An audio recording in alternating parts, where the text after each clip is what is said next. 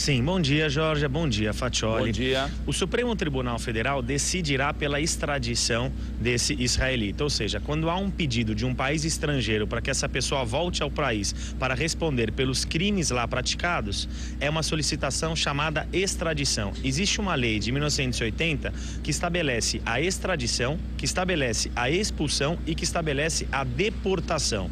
Explicando ao nosso amigo ouvinte, deportação é aquele estrangeiro que entra clandestinamente. Essa pessoa volta para o país de origem. Expulsão é quando aquela pessoa traz um risco à sociedade, um risco político, um risco social, é a chamada expulsão. E a extradição é quando o país estrangeiro pede para que essa pessoa volte para lá cumprir esses crimes praticados. Pontos importantes é que essa lei de estrangeiro e o Supremo traz algumas regras com relação à extradição. Se o crime apenado é com pena de até 1 ano, essa pessoa não pode ser extraditada. Se há extinção de punibilidade no Brasil pela prescrição, também não. E o Brasil, quando extradita, em não havendo tratado internacional, estabelece algumas regras. Quais são? De que no país estrangeiro ele não receba uma pena maior do que a pena aplicada no Brasil. Portanto, se em Israel o crime de tortura, o crime de lesão corporal, o crime de tentativa de homicídio tiver pena de morte, como no Brasil não temos a pena de morte, aqui no Brasil se determina a extradição, mas se determina a limitação dessa pena, ou seja, que lá não se aplique a pena de morte. É o que, inclusive, foi a orientação do Supremo num caso famoso de um traficante que se encontra preso também na Polícia Federal.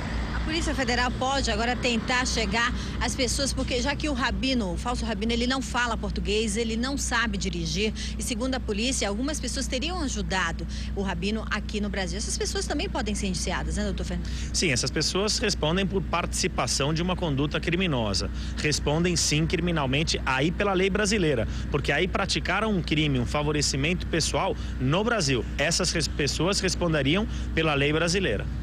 Agora, pois não, Fatioli. Me permita, Jorge, doutor Fernando, bom dia mais uma vez. Nesse caso específico, só 2 comentários também importantes. Primeiro, se ele ficar preso aqui, nós é que vamos pagar a conta, né? A realidade é essa. Em média, um detento, um preso, sai mais ou menos para o nosso bolso, para o meu, para o seu, para o da Georgia, né? É dinheiro público, custa em média R$ 1.200, né? Então a pergunta é a seguinte: é quase certo, ou é certeza em 100% que ele volte ao seu país de origem? E outra pergunta também: a Interpol, que é a polícia do mundo, por exemplo, já procurava esse homem há muito tempo? E a outra questão, são várias numa só: o Brasil é o paraíso de alguns bandidos espalhados pelo planeta Terra, doutor Fernando? Fatioli, bom dia mais uma vez. A respeito da extradição ou não, a lei brasileira estabelece que o brasileiro responde pelo crime aqui. E o estrangeiro não será extraditado se naturalizado. Mas há um ponto importante a esclarecer sobre esse ponto da naturalização. Sim. Ele só não será naturalizado se o crime foi praticado depois da naturalização. É claro que esse caso em concreto, ele não foi naturalizado brasileiro. Portanto, ele será extraditado. Essa é a tendência do Supremo. Agora, após a decisão do Supremo pela extradição e talvez com imposições de limitações, quem sanciona, quem decide isso é o presidente da República.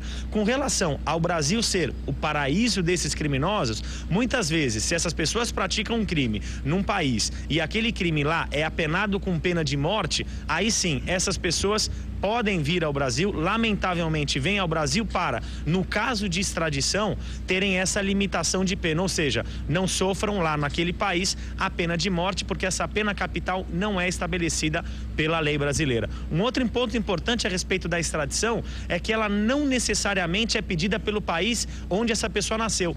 Muitas vezes essa pessoa nasce num país, como num caso famoso desse traficante, essa pessoa nasceu na Colômbia, mas quem pediu a extradição foi os Estados Unidos. Portanto, é normalmente no país em que essa pessoa pratica crimes é que pede a extradição, pede para que essa pessoa vá para aquele país e responda criminalmente pelos fatos lá praticados, Fatioli.